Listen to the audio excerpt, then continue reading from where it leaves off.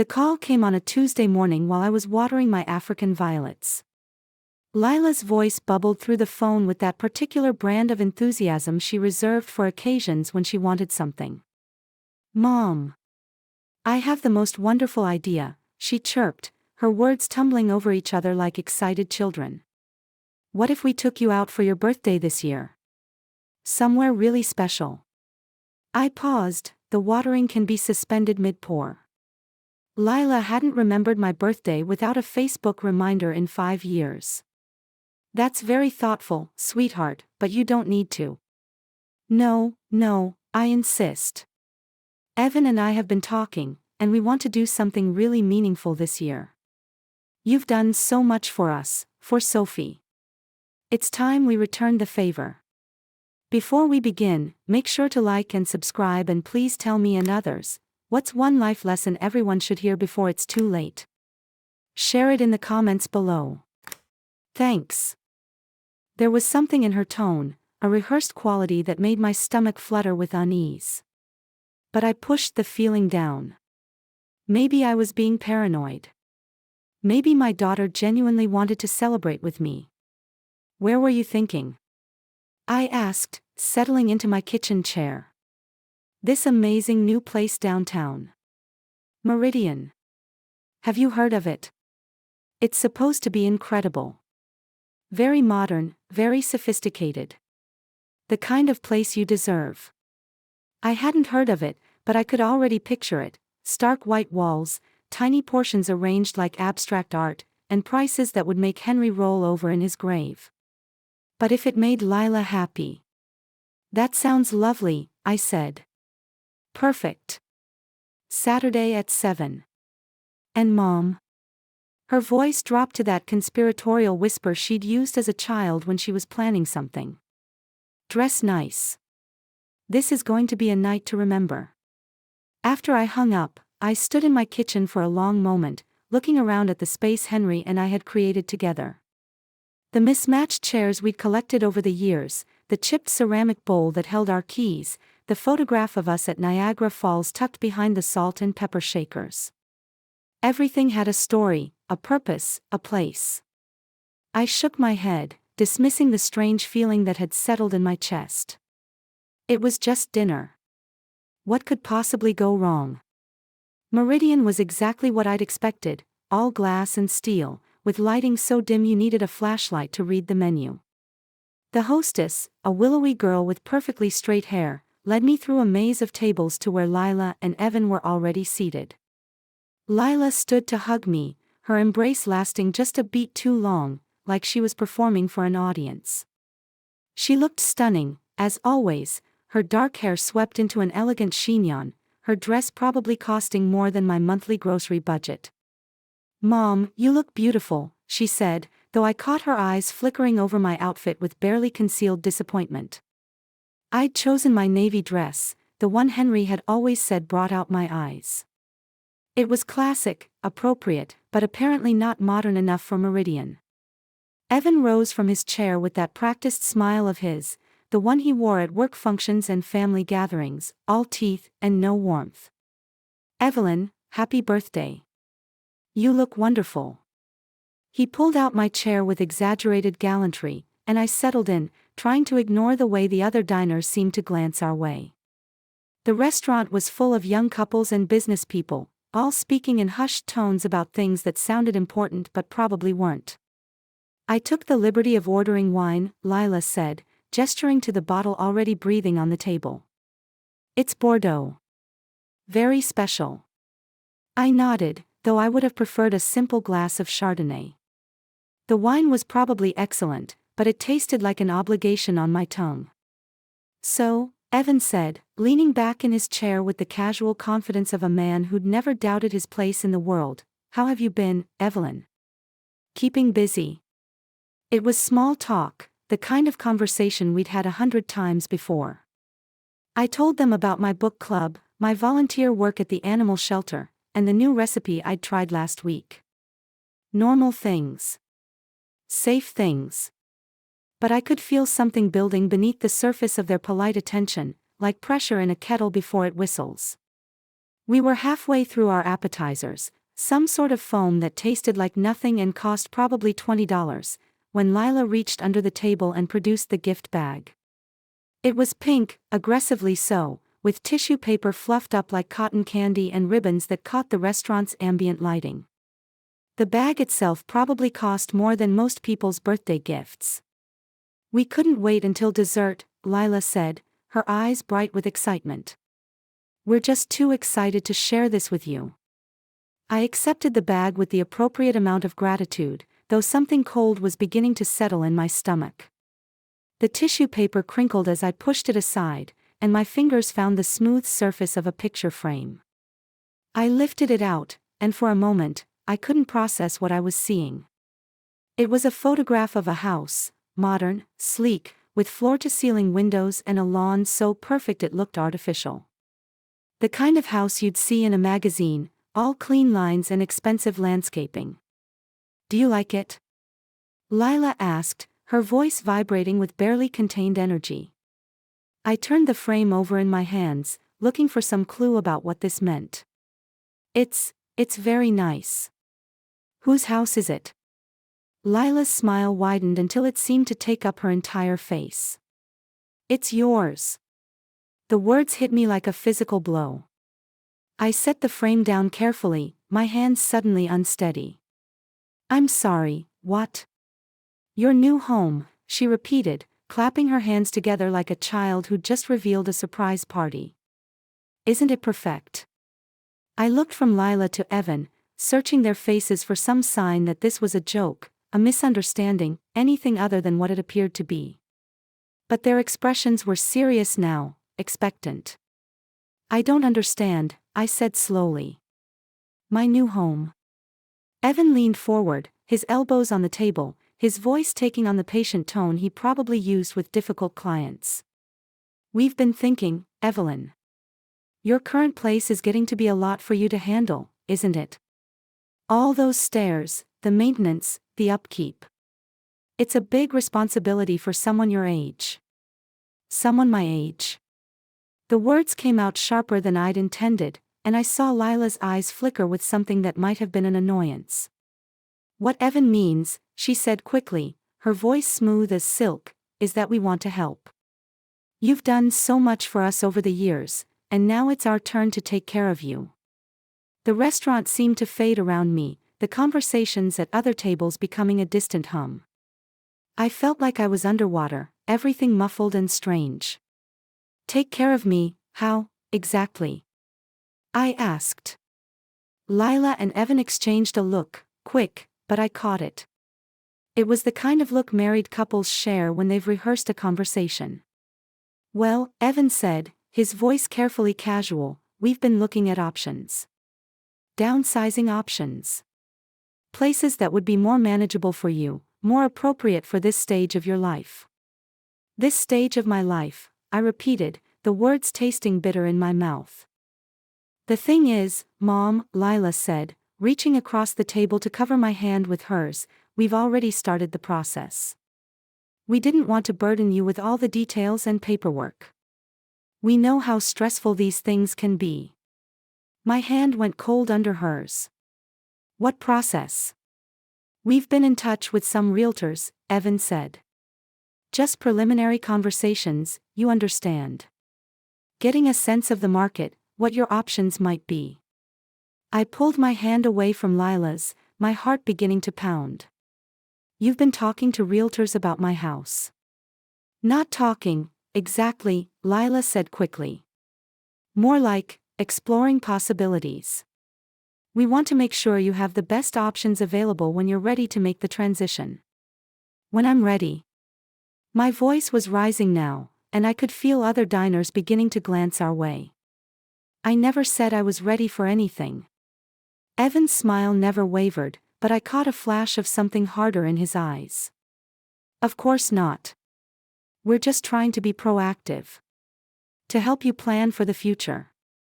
"The future," I said, looking down at the photograph of the strange house. "And this is my future." "It could be," Lila said, her voice bright with forced enthusiasm. "It's a beautiful community, Mom. Very safe, very well maintained. And the best part is, you wouldn't have to worry about anything. No yard work, no repairs, no maintenance. It would all be taken care of for you. I stared at the photograph, trying to imagine myself in that sterile-looking house with its perfect lawn and soulless windows. Trying to imagine leaving the home Henry and I had built together, the place where we'd raised Lila, where every corner held a memory. I need to think about this, I said finally. Of course, Evan said, but there was something in his tone that suggested thinking wasn't really part of the plan. Take all the time you need. We just want you to know that we're here to help with whatever you decide. But even as he said it, I could see the truth in their faces. They weren't asking me to decide. They were telling me what had already been decided. Before I could respond, before I could process what was happening, Lila was standing up, her wine glass in her hand, tapping it with her knife to get the restaurant's attention. "Excuse me, everyone," she called out, her voice carrying across the dining room with practiced ease. "I'm sorry to interrupt your evening, but I just couldn't let this moment pass without sharing something special." The restaurant fell quiet, all eyes turning toward our table. I felt my face flush with heat, my hands gripping the edge of the table. "Tonight is my mother's birthday," Lila continued, gesturing toward me with her free hand. "And while we're here to celebrate another year of her incredible life, we're also here to celebrate something else. A new chapter for our family." I wanted to disappear, to sink through the floor and emerge somewhere far away from this moment. But I was trapped, pinned in place by the weight of dozens of stares. Evan had his phone out now, the camera pointed directly at me. I could see the little red light that meant he was recording, capturing every second of my humiliation. "My mother has made the incredibly generous decision to downsize and move into a beautiful new home," Lila announced, her voice ringing with false emotion. "It's such a selfless gift to our family, and we couldn't be more grateful for her wisdom and her love." The restaurant erupted in applause. Glasses clinked, people smiled at me with the kind of warm approval reserved for heartwarming stories and acts of sacrifice. I sat frozen, my fork suspended halfway to my mouth, my face burning with shame and confusion. "Right, Mom," Lila said, turning to me with that brilliant smile, her eyes boring into mine with an intensity that made my breath catch. The entire restaurant fell silent, waiting for my response. Evan's camera stayed trained on me, recording every flicker of panic that crossed my face. I could feel the weight of expectation pressing down on me like a physical force. I opened my mouth to speak, to protest, to explain that I hadn't agreed to anything. But the words wouldn't come. The moment stretched on, becoming more awkward with each passing second. Finally, I nodded. Not because I agreed, not because I understood, but because I was drowning in attention and the only way to make it stop was to give them what they wanted. The applause resumed, even louder this time. People raised their glasses in my direction, toasting my generosity and wisdom. Lila beamed at me like I'd just given her the greatest gift in the world. But I felt nothing except a growing sense of dread, like I'd just signed a contract written in a language I didn't understand. The rest of the dinner passed in a blur of forced conversation and increasingly elaborate plans. Lila talked about paint colors and furniture arrangements, about how they'd modernize the space and make it perfect for Sophie. "We'll need to move quickly," Evan said, cutting into his steak with surgical precision. "The market is hot right now, and we don't want to miss the opportunity." "Move quickly," I echoed, my voice sounding strange and distant to my own ears. "Well, yes," Lila said, as if it were obvious. "These things take time to coordinate. The sale of your current place, the purchase of the new one, all the paperwork and inspections. It's quite a process." "But I haven't even seen this new place," I protested weakly. "Oh, you'll love it," Lila assured me, waving away my concern with a dismissive gesture. "We've already done a walkthrough. It's perfect for you. One level, no stairs, a lovely little garden area where you can keep some of your plants." Some of my plants. Well, you won't have room for all of them, Evan said reasonably. The new place is more compact. More efficient. You'll need to be selective about what you keep. I thought about my greenhouse, the little sanctuary Henry had built for me in our backyard. The orchids I'd been nurturing for years, the tomato plants that produced enough fruit to share with the neighbors, the herb garden that supplied my kitchen year-round. What about my furniture? I asked. Lila's expression flickered, just for a moment. We'll figure that out. Some pieces might work in the new space, but you'll probably want to start fresh. New home, new beginning, right? New beginning. The phrase felt like a euphemism for something much more final. And my books.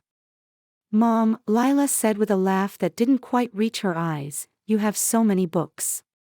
Boxes and boxes of them. You'll never read them all again.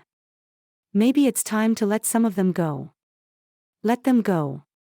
Like they were just objects, not companions that had seen me through lonely nights and difficult times.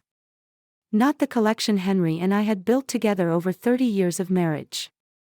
I need to think about all of this, I said again, more firmly this time. Of course, Evan said, but his smile was becoming strained around the edges. Just don't think too long. Like I said, the market moves fast. As if my entire life was just another market transaction. Lila insisted on driving me home, despite my protests that I was perfectly capable of taking a taxi. She chattered the entire way, her voice bright and relentless as she painted pictures of my new life. You'll love the community center, she said, navigating through downtown traffic with the aggressive confidence of someone who'd never doubted their right to be anywhere. They have activities every day. Book clubs, craft classes, exercise programs. You'll make so many new friends. I stared out the passenger window at the familiar streets of my neighborhood, wondering if this would be one of the last times I'd see them. The thought made my chest tight. And the best part, Lila continued, is that you'll be so much closer to us. We'll be able to visit all the time, and Sophie will love having Grandma nearby. How close? I asked. Just a few miles. Practically neighbors. A few miles. Close enough for them to keep an eye on me, but far enough that I'd be completely dependent on them for transportation, for connection to the world I'd known. When we pulled up in front of my house, I sat for a moment, looking at the place Henry and I had called home for 3 decades. The porch light was on, casting a warm glow over the front steps where we'd sat on summer evenings, watching the neighborhood children play in the street. Thanks for dinner, I said, reaching for the door handle. Mom, Lila said, her hand on my arm. I know this is a big change. But it's going to be wonderful. You'll see. I nodded, not trusting myself to speak. As I walked up the front path, I could hear her car idling behind me, waiting to make sure I got inside safely. Or maybe just making sure I actually went inside. I unlocked the front door and stepped into the familiar warmth of my home. Behind me, I heard Lila's car pull away, the sound of her engine fading into the night. I stood in my entryway for a long time, looking around at the life Henry and I had built together. The family photos on the hall table, the coat rack where his jacket still hung, the umbrella stand that held the walking stick he'd used in his final months. Everything was exactly as it should be. Exactly as it had always been. So why did it feel like I was seeing it all for the last time? I didn't sleep that night. I couldn't. I lay in bed, staring at the ceiling, replaying every moment of the dinner over and over in my mind. The way Lila had presented the photograph like it was a gift instead of a verdict. The way Evan had talked about my house like it was already theirs to dispose of. The way they'd announced my decision to a room full of strangers before I'd even understood what was being decided. Around 3 a.m, I gave up on sleep and went to the kitchen to make tea. I sat at the table where Henry and I had shared thousands of meals, where we'd paid bills and planned vacations and argued about everything from politics to what color to paint the bathroom. The house was quiet around me, but it wasn't the peaceful quiet of a home at rest. It was the tense quiet of a place under siege. I pulled out my phone and scrolled through my contacts until I found Margot's number. Margot Chen had been our lawyer for 15 years, handling everything from our wills to the property dispute with our neighbor over the fence line. She was sharp, practical, and completely unimpressed by charm or manipulation. I started to dial her number, then stopped. It was 3 a.m. Whatever this was, it could wait until business hours. But as I sat there in the dark, I couldn't shake the feeling that waiting might be a mistake. That every hour I delayed was an hour Lila and Evan could use to advance whatever plan they'd already set in motion.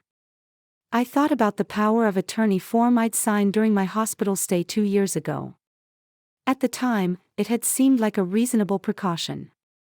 I'd been sick with pneumonia, barely conscious, and Lila had been so helpful, so concerned. She'd handled everything, the insurance paperwork, the medical decisions, the bills that needed to be paid while I recovered. "Just sign this, Mom," she'd said, holding the clipboard steady while I struggled to focus on the words. "It's just in case something happens. Just temporary." Temporary. But I'd never revoked it, had I? I'd gotten better, gone home, resumed my normal life, and forgotten all about the legal document that gave my daughter the power to make decisions on my behalf. What if it wasn't as temporary as I'd thought? I got up from the table and went to the filing cabinet in Henry's old office. It took me 20 minutes to find the folder with our legal documents, and another 10 to locate the power of attorney form. There it was, in black and white. My signature, shaky from illness but legally binding. Lila's name listed as my attorney in fact, with broad powers to handle my financial and legal affairs, in the event of incapacitation. Incapacitation. Such a clinical word for the loss of everything that made you yourself. I read the document 3 times, trying to understand the legal language, the implications of what I'd signed. By the time I finished, the sun was beginning to rise, painting the sky outside my window a pale pink. I had to call Margot. Today. I called Margot's office at exactly 9 o'clock, as soon as I knew she'd be in. Her secretary, a pleasant woman named Janet, put me through immediately. "Evelyn," Margot's voice was warm but professional. "How are you? It's been a while." "I need to see you," I said without preamble. "Today, if possible. It's about the power of attorney I signed a couple of years ago." There was a pause on the other end of the line. "Is everything all right?" "I'm not sure," I admitted. "That's what I need to find out. Can you be here at 11? I have a cancellation." "I'll be there."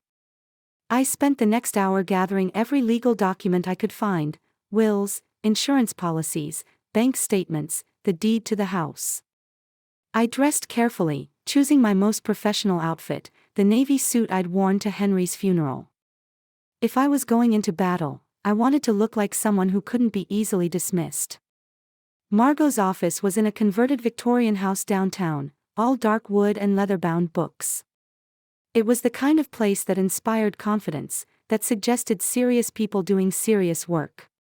Margot herself was a small woman in her 60s, with silver hair and sharp eyes behind wire-rimmed glasses. She'd built her practice from nothing, specializing in elder law and estate planning. If anyone could help me understand what I was facing, it was her. "Tell me what's going on," she said, gesturing for me to sit in one of the comfortable chairs across from her desk. I told her everything. The dinner, the photograph, the announcement, the way Lila and Evan had talked about my house like it was already theirs. I showed her the power of attorney document, watching her face carefully as she read it. "This is quite broad," she said finally, looking up at me over her glasses. "It gives Lila significant authority over your financial affairs. But only if I'm incapacitated, right?" "That's where it gets complicated," Margot said, setting the document aside. "The definition of incapacitation can be flexible. If Lila were to claim that you're no longer capable of managing your own affairs, if she could get a doctor to support that claim, she could potentially use this document to make decisions on your behalf. My stomach dropped. Even if I'm perfectly capable. Even then. It would depend on the specific circumstances, the medical evidence, the court's interpretation of your mental state. But yes, it's possible. I felt like the floor was shifting beneath me. What can I do? First, we revoke this power of attorney immediately. Today. Then we need to look at your other legal documents, make sure everything is in order. And Evelyn? She leaned forward, her expression serious. From now on, you need to be very careful about what you say and do around Lila and Evan. If they're planning what I think they might be planning, they'll be looking for any evidence that you're confused, forgetful, or unable to care for yourself. You think they're planning something? I think they've already started, Margot said grimly. The question is how far they're willing to go. When I got home from Margot's office, I found an envelope that had been slipped under my door. My name was written on the front in Lila's careful handwriting, but there was no return address, no postmark. She'd delivered it personally. Inside was a single sheet of paper, a printout from a real estate website. It was a listing for my house, complete with photographs of every room, a detailed description of the property, and an asking price that made my breath catch. At the bottom of the page, in Lila's handwriting, was a note, just getting a sense of the market value. Don't worry, nothing official yet. Love, L. Nothing official yet. The word sent a chill down my spine. I studied the photographs, trying to figure out when they'd been taken. The living room looked exactly as it always did, but there was something different about the lighting, the angles. These weren't casual snapshots, they were professional real estate photos, the kind used to market a property for sale. When had Lila been in my house with a photographer? When had she arranged for these pictures to be taken without my knowledge or permission? I thought back over the past few months, trying to remember her visits. There had been several occasions when she'd stopped by unexpectedly, always with some excuse, bringing me groceries, checking on a repair, wanting to borrow something. I'd been happy to see her, grateful for the attention. I'd never suspected she was documenting my home for sale. I called Margot immediately. They've already listed your house, she asked, her voice sharp with concern. Not listed, exactly. But they've had it photographed and appraised.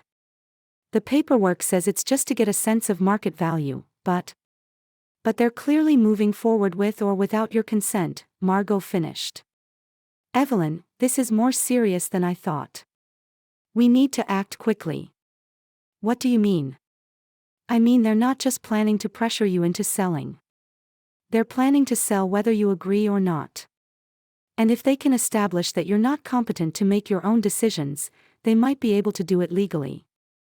The room seemed to spin around me. How is that possible? The power of attorney you signed gives Lila broad authority to act on your behalf. If she can convince a court that you're no longer capable of managing your own affairs, if she can present evidence of confusion, memory loss, poor judgment, she could potentially use that authority to sell your house and move you into the facility of her choosing. But I'm not confused, I protested. I'm not losing my memory. I'm perfectly capable of managing my own affairs. I know that, Margot said gently. But the legal system doesn't know that. And if Lila is determined to paint a different picture. She didn't need to finish the sentence. I understood. What do I do? I asked. First, we document everything. Every conversation, every interaction, every piece of evidence that shows you're competent and capable. Second, we revoke that power of attorney immediately and put new protections in place.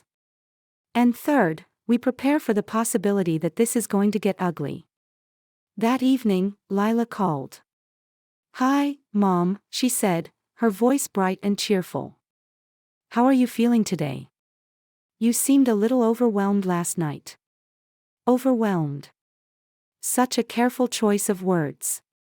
I'm fine, I said, keeping my voice steady.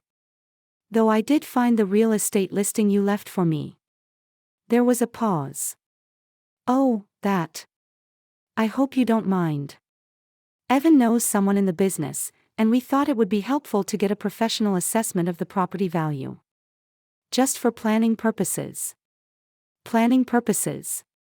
Well, yes. If you're going to be making a move, it's important to know what your options are, financially speaking. Lila, I said carefully, I haven't decided to make any move. Another pause, longer this time. Mom, we talked about this last night. At dinner. You agreed that it was time to start thinking about downsizing. I agreed to think about it. That's not the same thing as agreeing to do it. Of course not, she said quickly. I didn't mean to imply.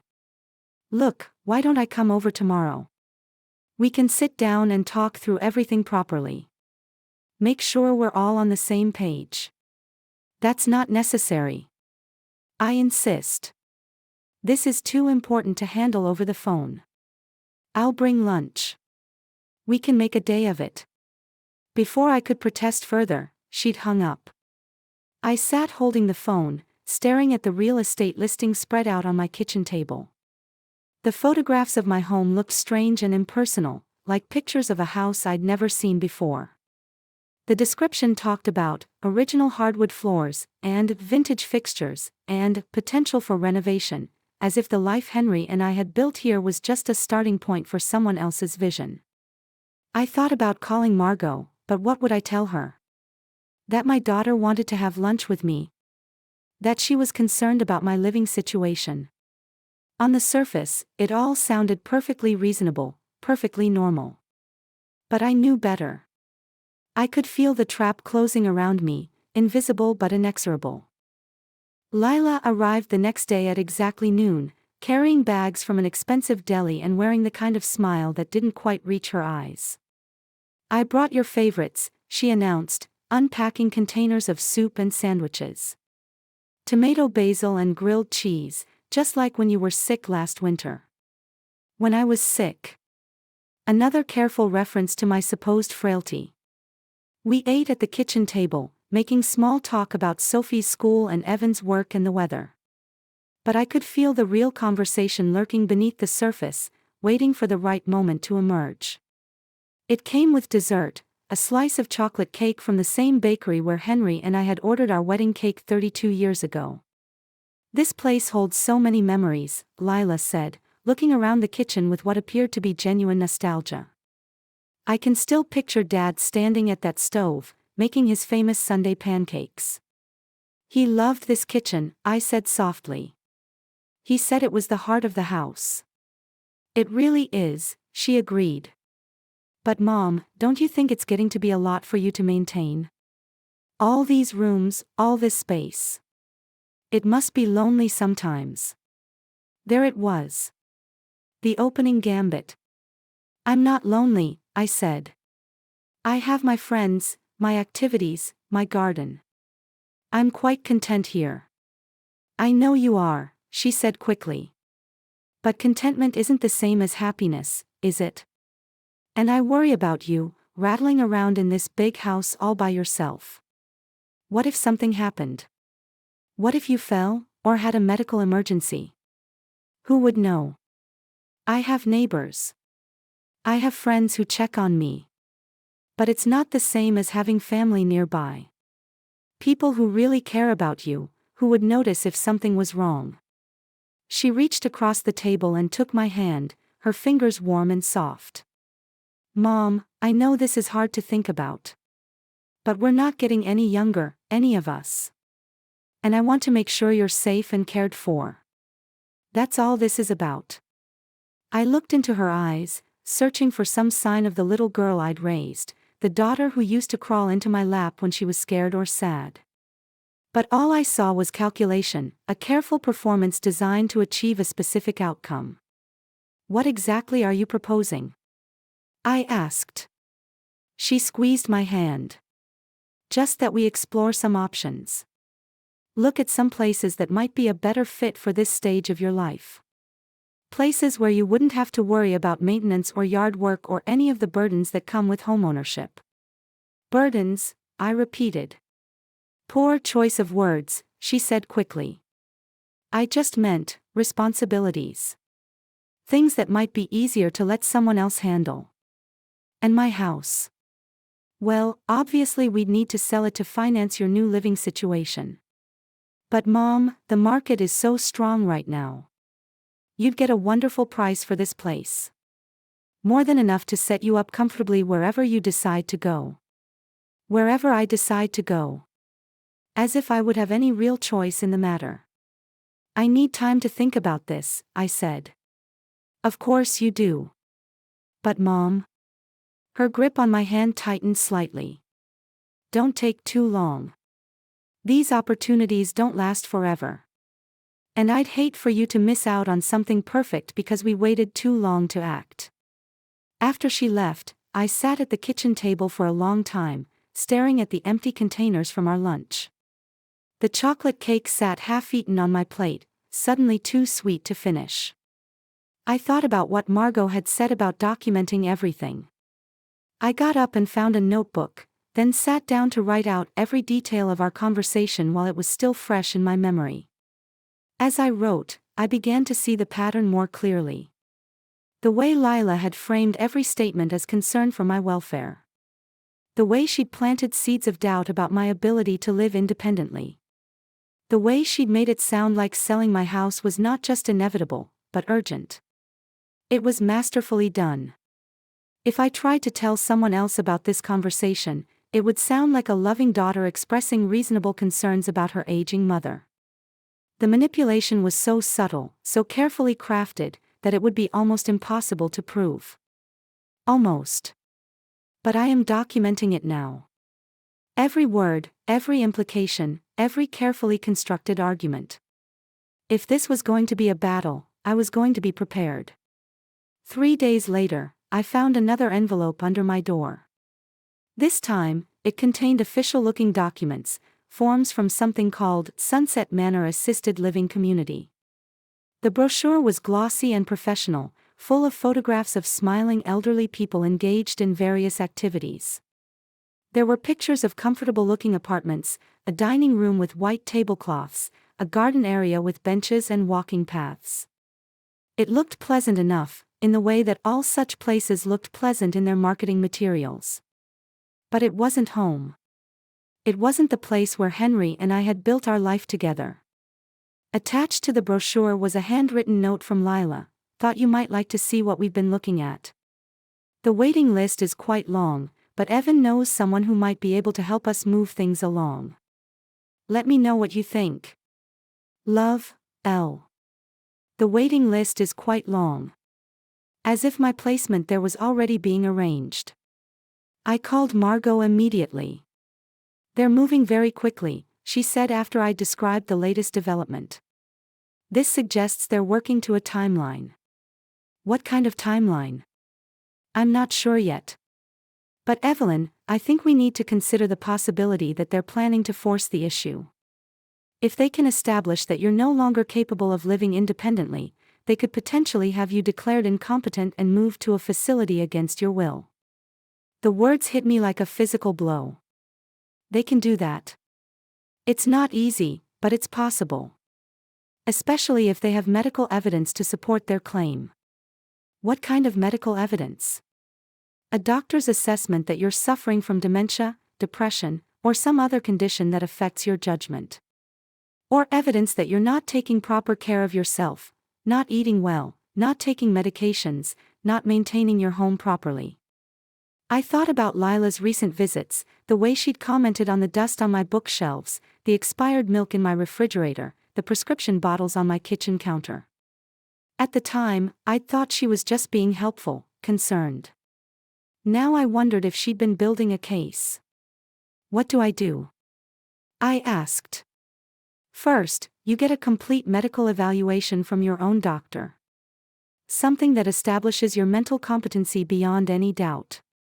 Second, you make sure your home is in perfect condition, clean, well-maintained, fully stocked with food and necessities. Third, you start thinking about your exit strategy. Exit strategy. If they're determined to force you out of your home, you might want to consider leaving on your own terms. Selling the house yourself, choosing your own living situation, maintaining control over your own life. The idea of leaving my home voluntarily was almost as painful as the thought of being forced out. But I was beginning to understand that those might be my only options. There's something else, Margot said.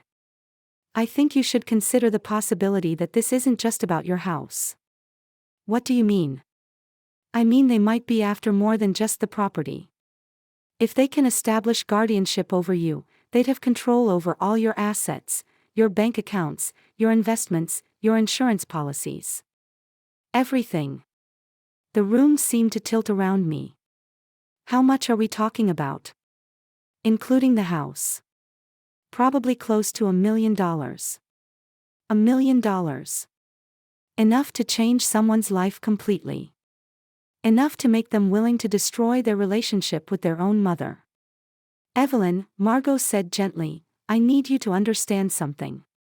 If I'm right about what they're planning, this isn't going to be a polite family disagreement. This is going to be a legal battle, and it's going to get ugly. Are you prepared for that? I thought about Lila as a child, the way she'd looked at me with such trust and love. I thought about the woman she'd become, calculating and manipulative, willing to sacrifice our relationship for financial gain. I don't have a choice, do I? I said. No, Margot said quietly. I don't think you do.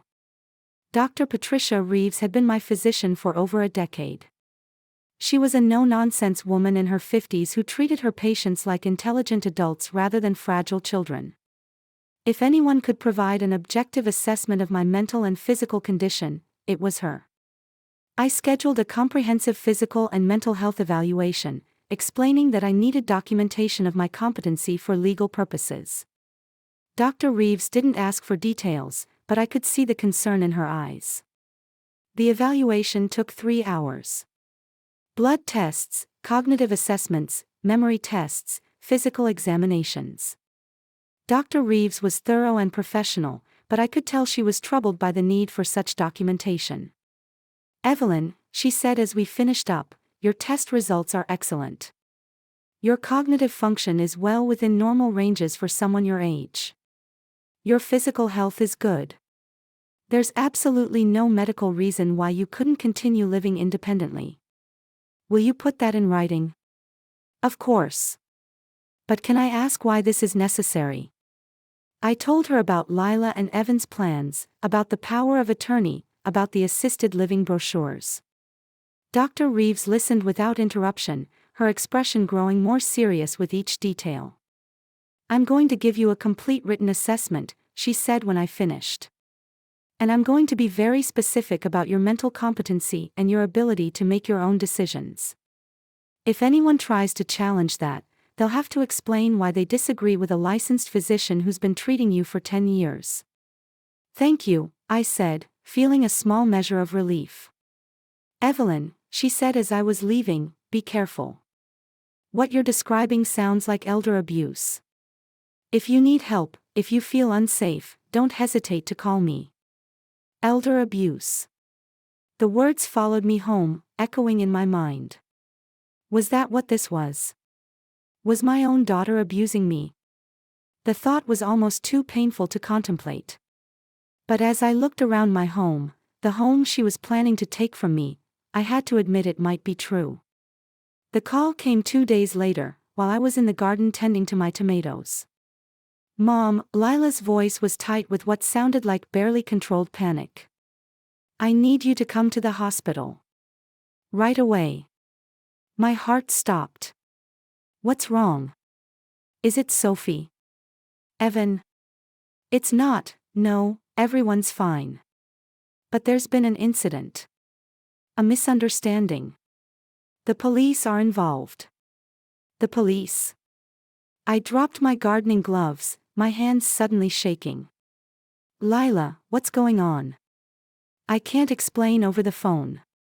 Just please, Come to St. Mary's Hospital. Emergency room. And Mom? Don't drive yourself. Take a taxi or call someone to bring you. She hung up before I could ask any more questions. I stood in my garden, my mind racing. An incident. A misunderstanding. The police. What could possibly have happened that would involve all three?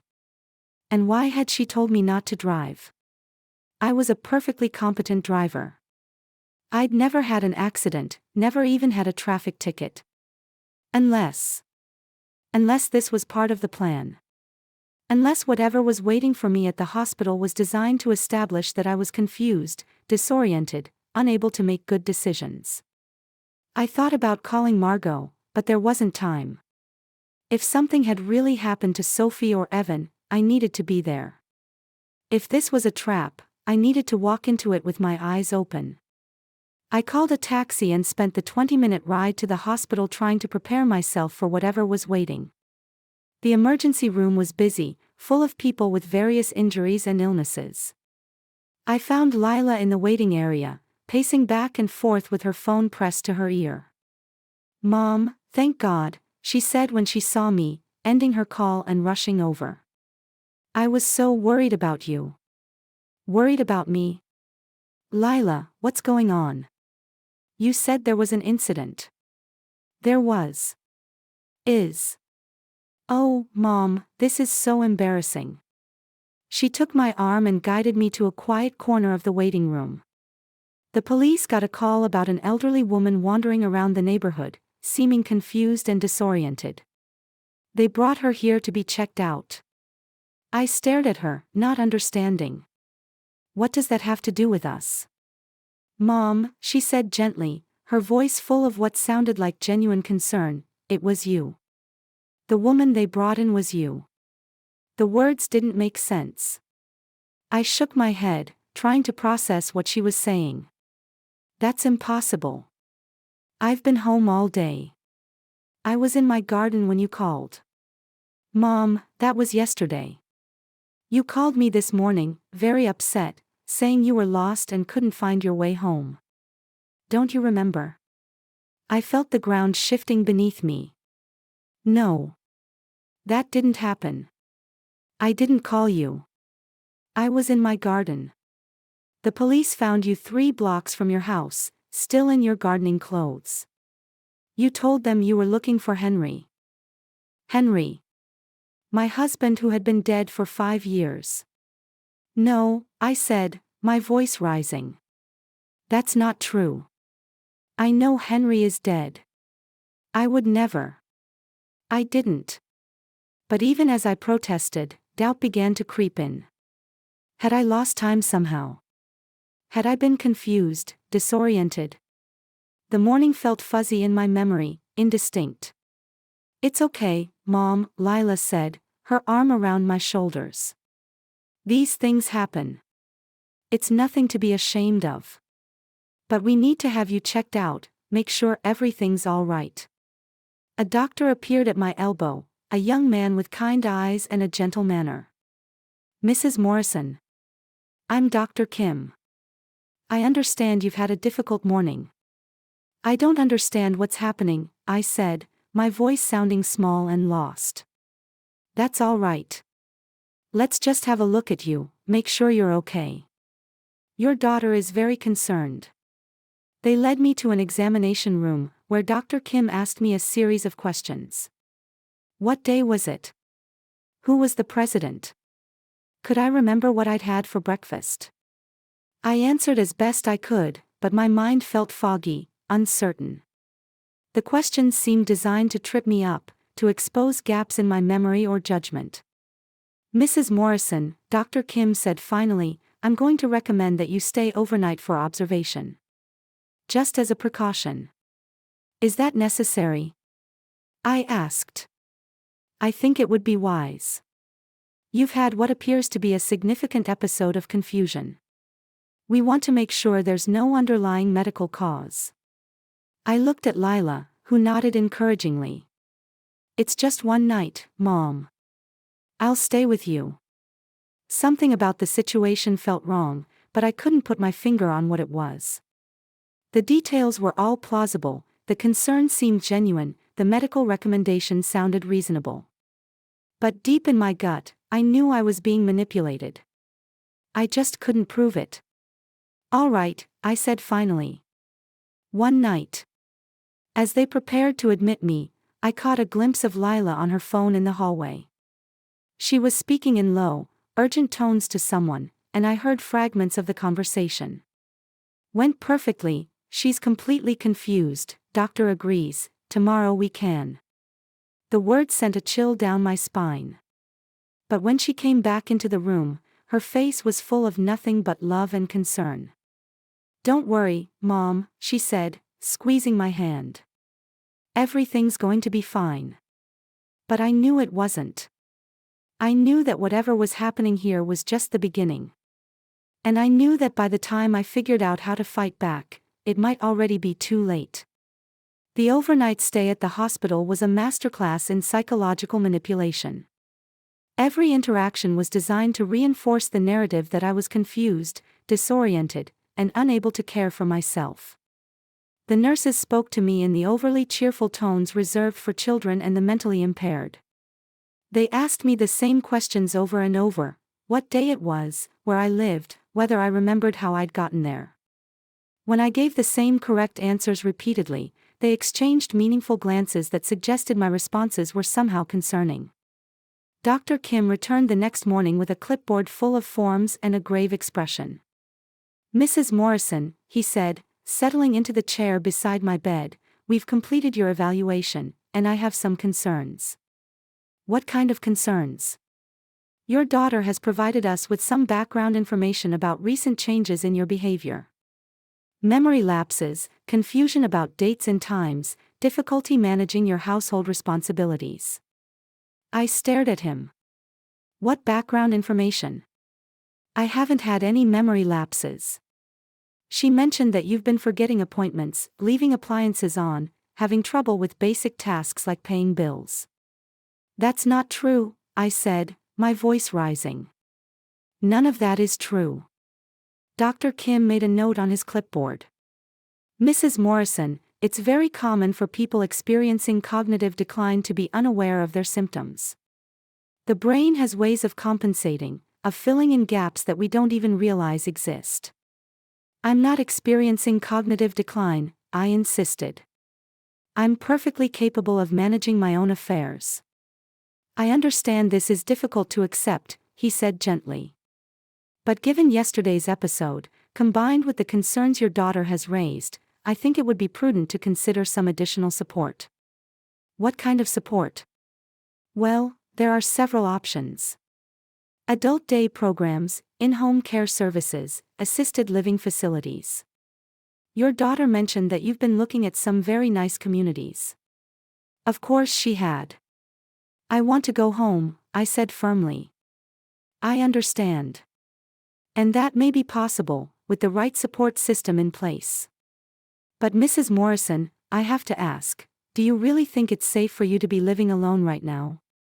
The question hung in the air between us, loaded with implication. If I said yes, I was being unrealistic about my condition. If I said no, I was admitting that I needed the kind of help Lila was so eager to provide. "I think," I said carefully, "that I need to speak with my own doctor before making any decisions about my living situation." Dr. Kim nodded. "Of course. Dr. Reeves, isn't it? I'll make sure she gets a copy of our evaluation." After he left, I lay in the hospital bed staring at the ceiling, trying to piece together what had happened. The more I thought about it, the more convinced I became that the entire episode had been fabricated. But how? How had they convinced the police that I'd been found wandering the streets? How had they gotten me to the hospital without my memory of the journey? And then I remembered the phone call. Lila's voice, tight with panic, telling me to come to the hospital immediately. Telling me not to drive. What if there had been no incident? What if the call itself had been the trap, designed to get me to the hospital in a state of confusion and distress? I thought about the taxi ride, how disoriented I'd felt, how the driver had kept asking if I was all right. At the time, I'd attributed it to worrying about whatever emergency was waiting for me. But what if it had been something else? What if they'd drugged me? The thought was so outrageous, so paranoid, that I almost dismissed it immediately. But the more I considered it, the more sense it made. A mild sedative, something that would cause confusion and memory loss without being immediately obvious. Something that would wear off by the time I reached the hospital, leaving only the lingering effects of disorientation. It would explain the gaps in my memory, the feeling that time had somehow slipped away from me. It would explain why I'd seemed confused to the medical staff, why I'd been unable to give clear answers to their questions. But how could I prove it? By now, any traces of drugs would be out of my system. And who would believe such an accusation against my own daughter? Lila arrived the next morning with a suitcase and a bright smile. "I brought you some fresh clothes," she announced, setting the bag on the chair beside my bed. "I thought you'd want to look nice when we go look at Sunset Manor this afternoon." "We're not going to look at Sunset Manor," I said. Her smile faltered slightly. "Mom, Dr. Kim thinks it would be a good idea for you to explore your options. After what happened yesterday." "Nothing happened yesterday," I interrupted. "At least, nothing that I can remember actually happening."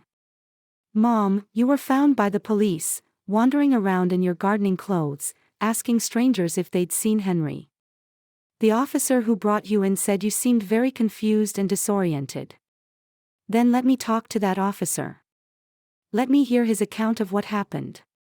Lila's expression shifted, becoming more guarded. "I don't think that's necessary.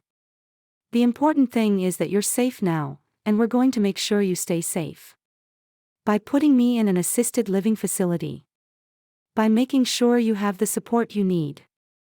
Mom, I know this is hard, but you have to face reality. You can't live alone anymore. It's not safe." I looked at my daughter, really looked at her, and saw a stranger. The woman standing beside my hospital bed bore no resemblance to the little girl I'd raised, the child who used to crawl into my lap when she was scared or sad. "I want to go home," I said. "You can't," she said simply. "Dr. Kim won't discharge you unless you have a safe place to go. And your house isn't safe anymore, not for someone in your condition." "My condition?" "Mom, you have early-stage dementia. The doctor explained it to me. It's going to get worse, and you're going to need more and more help as time goes on." The words hit me like a physical blow. "He said I have dementia." "It's nothing to be ashamed of," she said quickly. "Lots of people develop it as they get older. The important thing is that we catch it early, while we can still make good decisions about your care." I felt like I was drowning, like the walls of the hospital room were closing in around me. Everything was happening too fast, spinning out of my control. "I want to call my lawyer," I said. Lila's expression hardened. "Mom, that's not necessary. I'm handling everything. I have power of attorney, remember. I can make these decisions for you." I revoked that power of attorney. She blinked, clearly caught off guard. "What?" "I revoked it. 2 days ago. It's no longer valid." For a moment, her mask slipped completely, and I saw something cold and calculating in her eyes. Then the concerned daughter's expression snapped back into place. "Mom, you're confused. You didn't revoke anything. The power of attorney is still in effect, and I'm going to use it to make sure you get the care you need." "Call Margot Chen," I said. "My lawyer. She'll confirm that I revoked it." "I'm not calling anyone," Lila said firmly. "You're not thinking clearly right now, and I'm not going to let you make decisions that could put you in danger." She turned and walked out of the room, leaving me alone with the terrible realization that I was trapped. If she was right about the power of attorney still being in effect, she could make decisions about my medical care, my living situation, and my entire life. But I knew I had revoked it. I remembered signing the papers in Margot's office, and remembered the relief I'd felt at taking back control of my own affairs. Unless the hospital stay had been designed to prevent me from completing the revocation process. Unless they'd moved faster than I'd anticipated, using the power of attorney before I could legally revoke it. I needed to call Margot. I needed to find out exactly what my legal status was, and what options I had left. But when I reached for the phone beside my bed, I discovered that it had been disconnected. That afternoon, while Lila was meeting with the discharge planner, I managed to convince a sympathetic nurse to let me use her cell phone. "I need to call my lawyer," I explained. "It's urgent." The nurse, a middle-aged woman named Carol, looked around nervously before handing me her phone. "Make it quick," she said. "I could get in trouble for this." I dialed Margot's number from memory, my hands shaking as I waited for her to answer. "Margot Chen's office." "Janet, it's Evelyn Morrison. I need to speak with Margot immediately. It's an emergency. She's in court, Mrs. Morrison. Can I take a message? Tell her they've had me committed to a psychiatric hold. Tell her they're trying to use the power of attorney to force me into an assisted living facility. Tell her I need help." There was a pause. "Mrs. Morrison, are you all right? You sound..." "I'm fine," I said quickly. "But I'm running out of time. Please, just get the message to Margot as soon as possible." I hung up and handed the phone back to Carol, who was looking at me with a mixture of concern and confusion. "Are you really being held against your will?" she asked. "I think so," I said. "But I'm not sure anyone would believe me." Carol studied my face for a long moment. "You don't seem confused or disoriented to me," she said finally. "You seem scared." "I am scared." She glanced around again, then leaned closer. "There's a patient advocate on duty today. Someone whose job it is to make sure patients' rights are protected. Would you like me to call her?" "Yes," I said, feeling a spark of hope for the first time in days. "Please." The patient advocate was a woman named Sarah Martinez, a former social worker who specialized in elder care issues. She arrived within an hour, carrying a briefcase and wearing the kind of no-nonsense expression that suggested she'd seen it all before. "Mrs. Morrison," she said, settling into the chair beside my bed, "I understand you have some concerns about your treatment here." I told her everything. The dinner, the power of attorney, the mysterious incident that had brought me to the hospital, Lila's plans to move me into assisted living. Sarah listened without interruption, taking notes on a legal pad. "Have you been formally declared incompetent by a court?" she asked when I finished. "I don't think so. But my daughter claims she has power of attorney." "Do you have a copy of the document?" "Not with me. But my lawyer does. I tried to revoke it, but I'm not sure if the revocation went through before all this happened." Sarah made another note. "Mrs. Morrison, I'm going to look into this. In the meantime, I want you to know that you have rights. You can't be held here indefinitely without a court order. You can't be forced into a living situation against your will unless you've been legally declared incompetent. But what if they've already started that process? Then we'll fight it. But first, let me make some calls and find out exactly what your legal status is." After Sarah left, I lay in the hospital bed feeling more hopeful than I had in days. For the first time since this nightmare began, someone was listening to me, taking my concerns seriously. But I also knew that time was running out. Every hour I spent in this hospital bed was another hour for Lila and Evan to advance their plans, to build their case that I was incompetent and needed their protection. I had to get out of here. And I had to do it soon. The opportunity came that evening, during the shift change.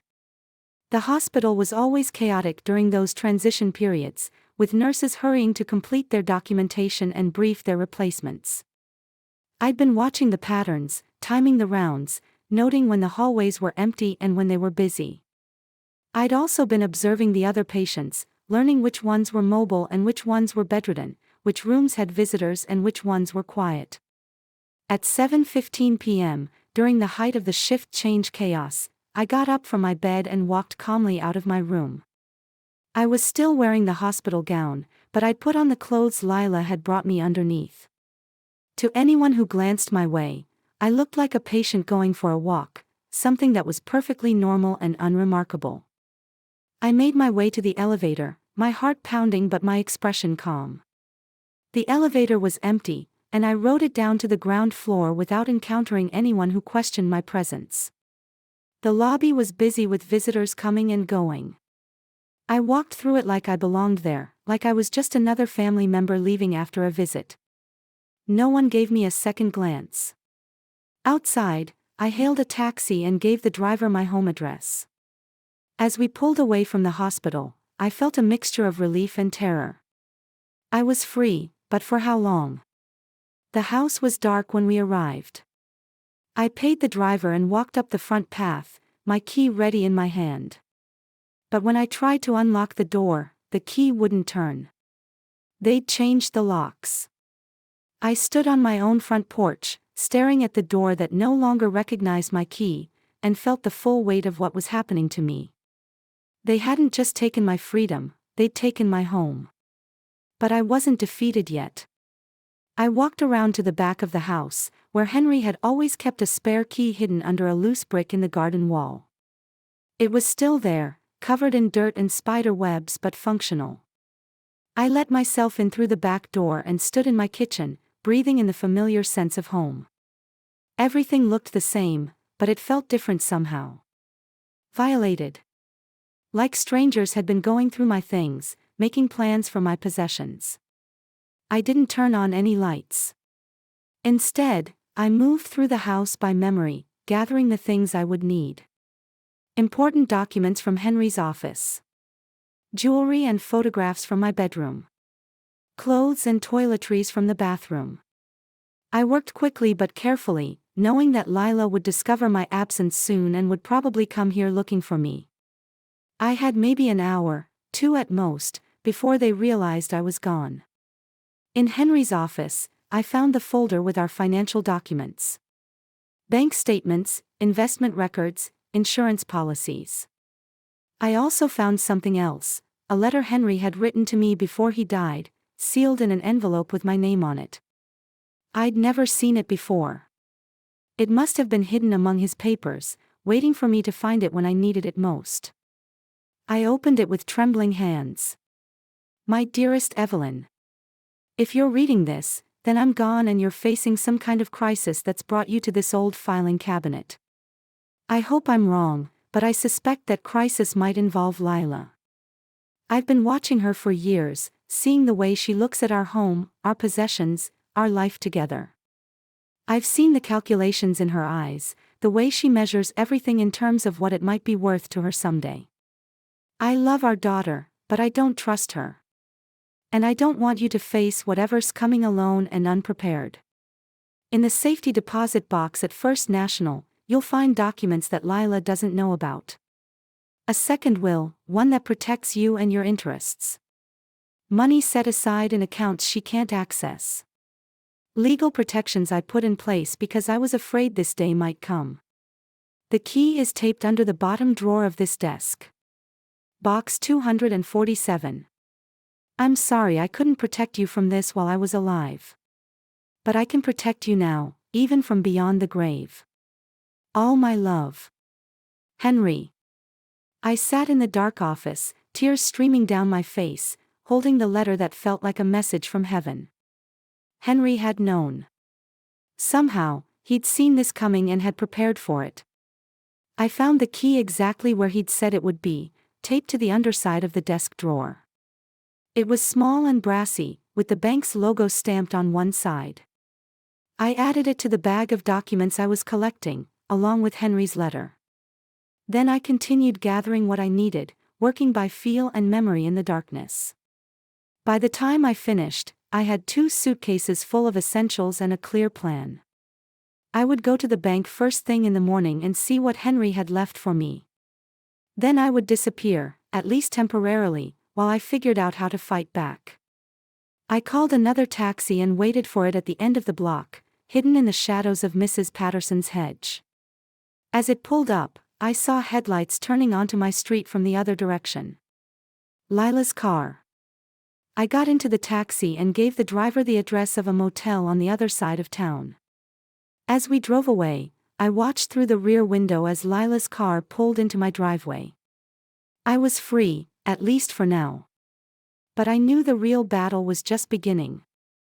The next morning, I was waiting outside First National Bank when they opened at 9 a.m. I'd spent the night at the Riverside Motel, a modest place that accepted cash and didn't ask too many questions. I'd barely slept, but I felt more alert and focused than I had in weeks. The bank manager, a pleasant woman named Mrs. Foster, escorted me to the safety deposit box area. She seemed surprised that I wanted to access a box I'd apparently never visited before, but she didn't question my right to be there. Box 247 was larger than I'd expected, and it was full. There were legal documents, a second will that left everything to me, with specific provisions that prevented Lila from contesting it. There were bank statements for accounts I'd never known existed, containing more money than I'd ever imagined Henry had been able to save.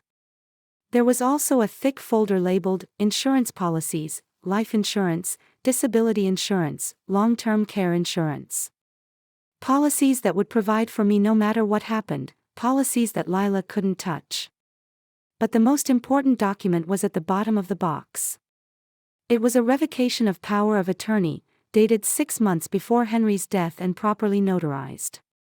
He'd revoked any power of attorney I might grant to anyone, making it legally impossible for Lila to claim authority over my affairs.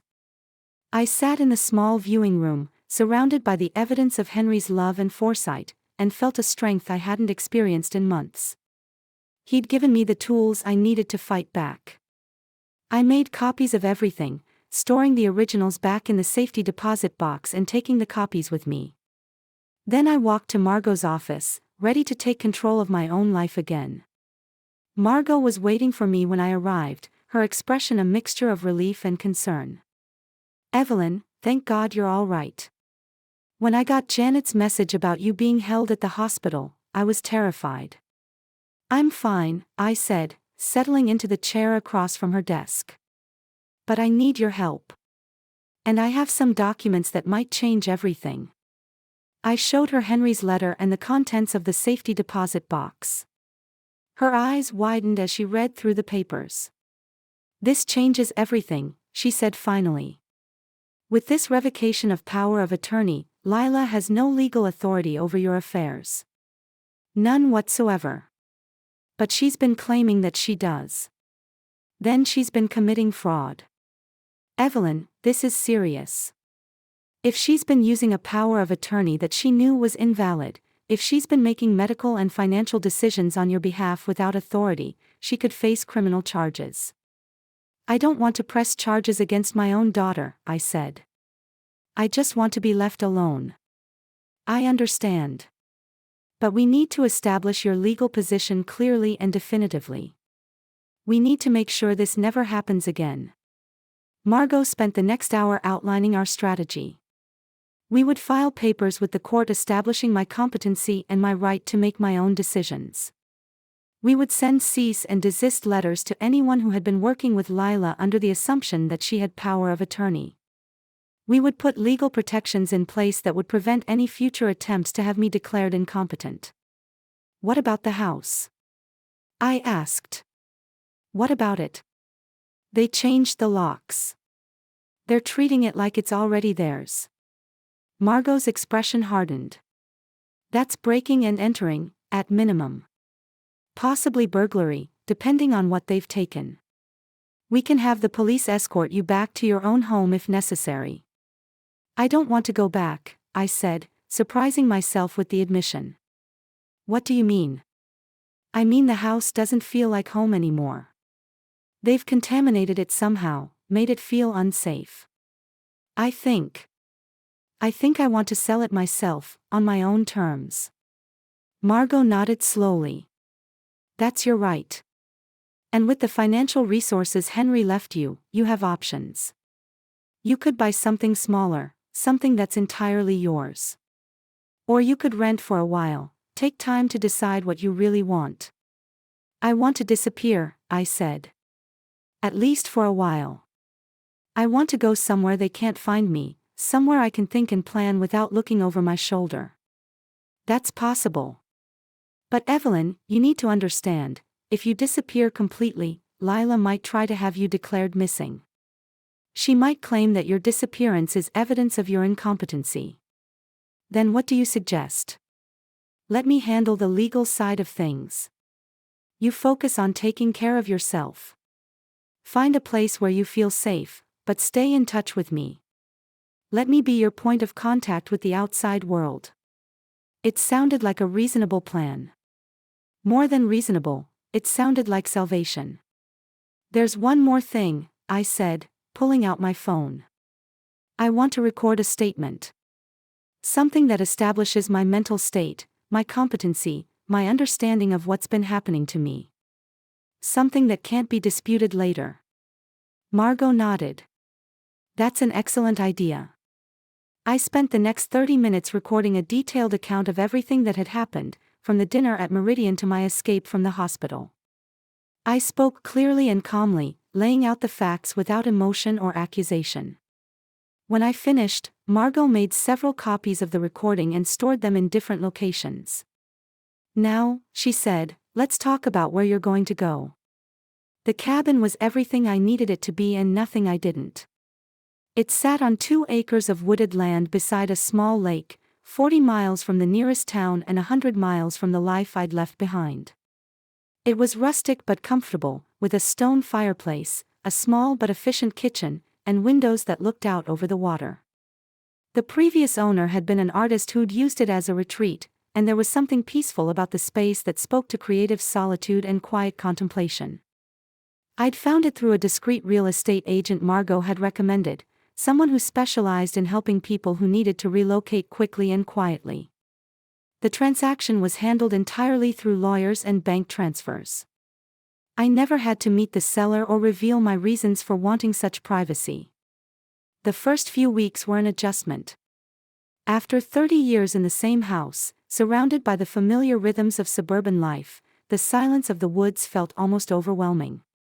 But gradually, I began to appreciate the peace. No unexpected visitors. No phone calls demanding explanations. No one watching my every move for signs of incompetence. I established simple routines. Morning coffee on the deck, watching the mist rise from the lake. Afternoon walks through the woods, learning the names of birds I'd never noticed before.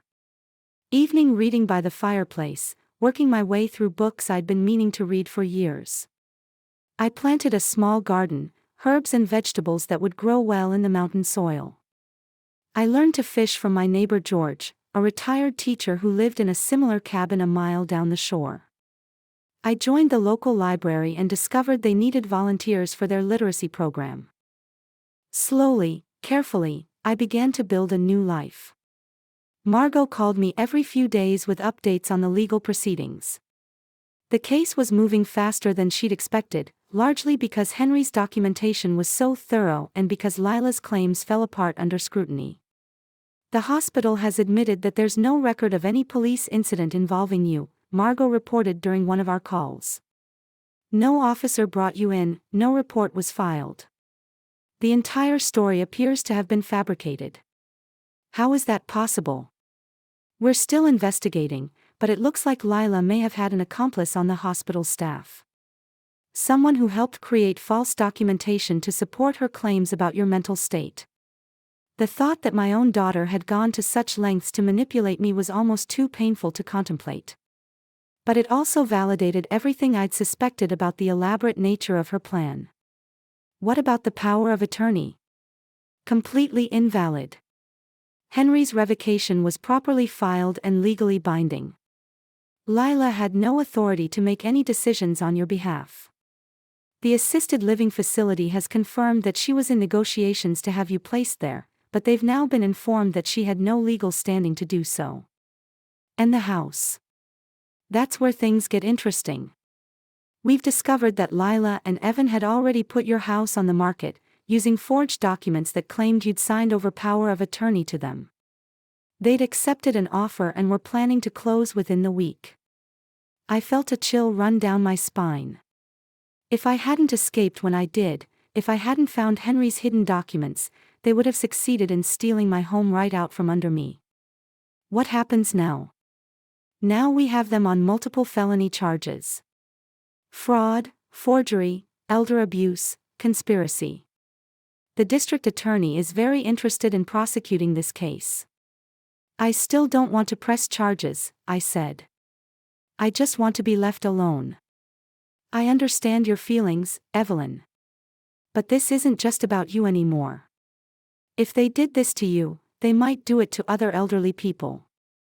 The state has an interest in prosecuting crimes like this. I knew she was right, but the thought of testifying against my own daughter in a criminal trial was almost unbearable. What if I just want to disappear? What if I don't want to be involved in any of this? You can't disappear completely, you'll need to be available as a witness if the case goes to trial. But you don't have to be actively involved in the prosecution. The state can proceed based on the evidence we've already gathered. It was a compromise I could live with. Let the legal system handle Lila and Evan. I would focus on building my new life. 3 months after I'd moved to the cabin, Lila found me.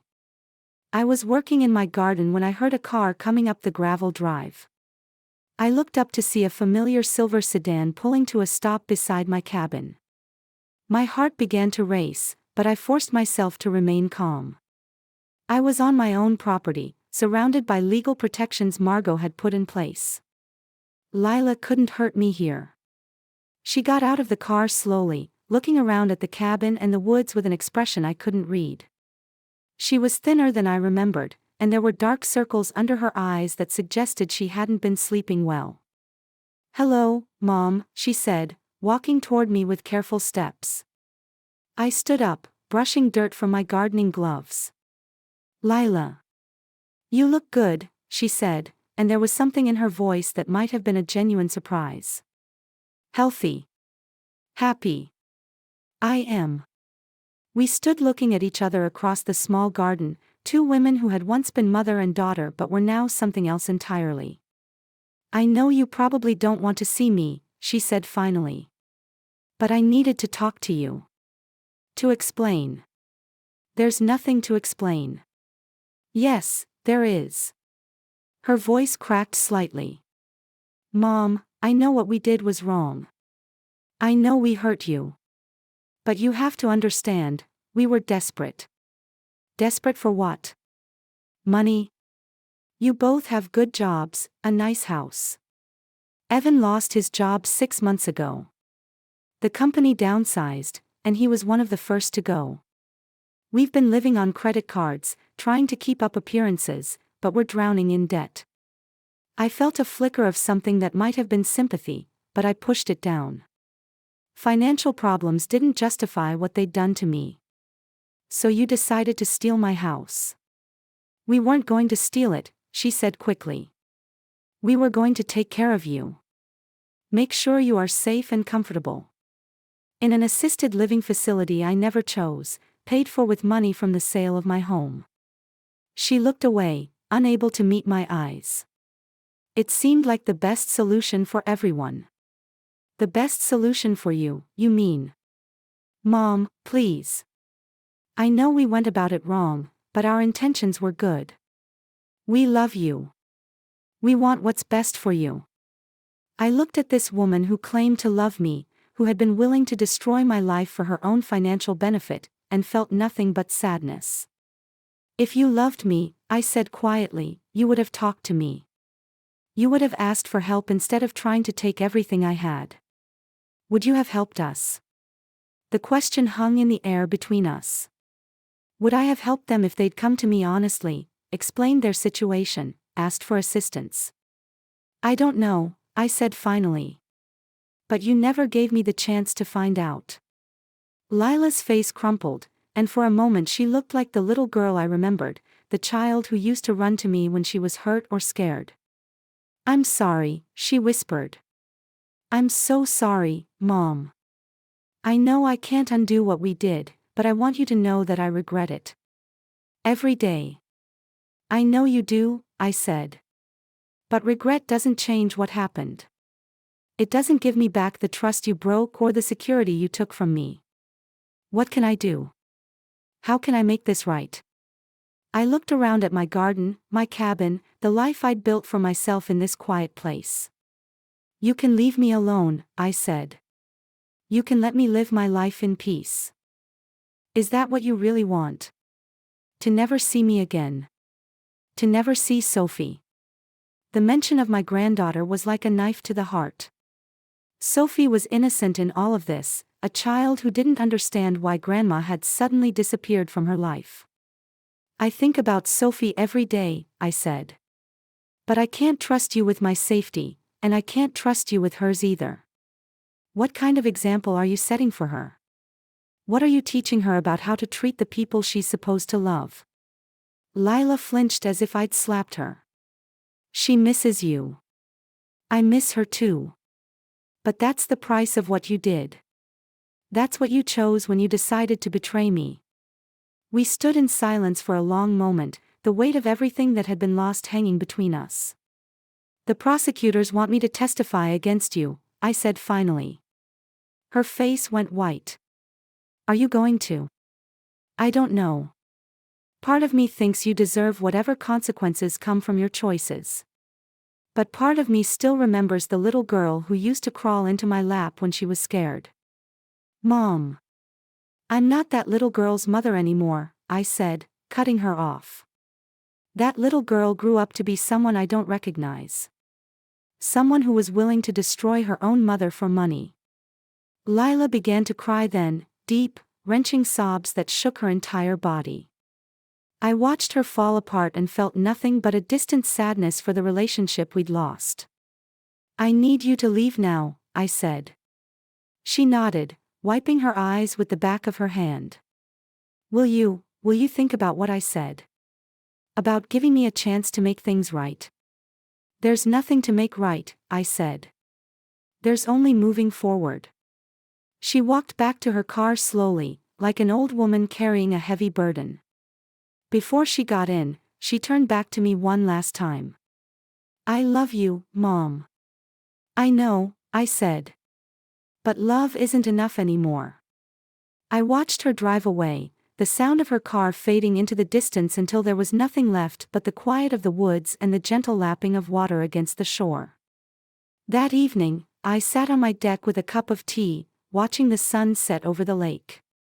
The confrontation with Lila had been painful, but it had also been necessary. It had given me the closure I needed to fully embrace the life I was building. I thought about the woman I'd been 6 months ago, frightened, confused, manipulated by people I'd trusted. That woman felt like a stranger to me now. In her place was someone stronger, more self-reliant, more aware of her own worth. The next morning, I called Margot. "I've decided about the testimony," I said. "What have you decided?" "I'll do it. Not for revenge, but because you're right, if they did this to me, they might do it to someone else. Someone who doesn't have the resources or the support system to fight back." "Are you sure?" "It won't be easy. I'm sure. But I want to do it on my own terms. I'll testify to the facts, but I won't make it personal. I won't let them turn it into a family drama. I think that's wise." "And Margot?" "After the trial, I want to set up a foundation. Something to help other elderly people who are being financially abused by their families. Henry left me more money than I'll ever need, and I want to use it to make sure other people don't go through what I went through." "That's a beautiful idea, Evelyn." After I hung up, I walked down to the lake and stood at the water's edge, thinking about the future. For the first time in months, it felt full of possibilities rather than threats. I had a new life to build, new relationships to form, new purposes to pursue. I had been given a second chance, and I wasn't going to waste it. The trial lasted 3 weeks. I testified for 2 days, telling my story calmly and clearly, sticking to the facts without editorializing or expressing anger. Lila and Evan were both convicted on multiple charges and sentenced to prison terms and restitution. I felt no satisfaction in their punishment, only sadness for what might have been. The foundation I established, the Henry Morrison Elder Protection Fund, opened its doors 6 months after the trial. We provided legal assistance, financial counseling, and emergency housing for elderly people who were being abused or exploited by family members. Our first client was a 78-year-old man whose son had been stealing his Social Security checks. Our second was a woman whose daughter-in-law had convinced her to sign over her house and then tried to have her committed to a nursing home. The stories were heartbreakingly familiar, but the outcomes were different. We were able to help these people reclaim their lives, their dignity, and their independence. I continued to live at the cabin, finding peace in the quiet rhythms of rural life. I made friends in the community, people who knew me as Evelyn the volunteer librarian, not Evelyn the victim of elder abuse. George and I became close companions, sharing meals and long walks around the lake. He was a widower too, and we understood each other's grief and resilience. I heard from Sophie once, a letter that arrived on my birthday. She was 8 now, old enough to write in careful cursive about school and friends and the new puppy her parents had gotten her. At the end, she wrote, "I miss you, Grandma. Mommy says you had to go away, but I hope you come back someday." I cried when I read it, but they were tears of love rather than loss. Someday, when she was older, I would find a way to explain what had happened. I would make sure she understood that leaving her had been the hardest thing I'd ever done, but that sometimes love means protecting yourself so you can be there for the people who matter when they need you most. For now, though, I was content with the life I'd built. It was smaller than my old life, quieter, but it was entirely mine. No one could take it from me, manipulate me out of it, or convince me I wasn't capable of living it. I had learned that silence could be a weapon, but it could also be a sanctuary. In the quiet of my cabin by the lake, surrounded by the life I'd chosen rather than the one that had been chosen for me, I had found something I'd thought was lost forever. I had found myself. And that, I realized, was worth more than any house, any inheritance, any family relationship built on obligation rather than genuine love. I was free. And I was home.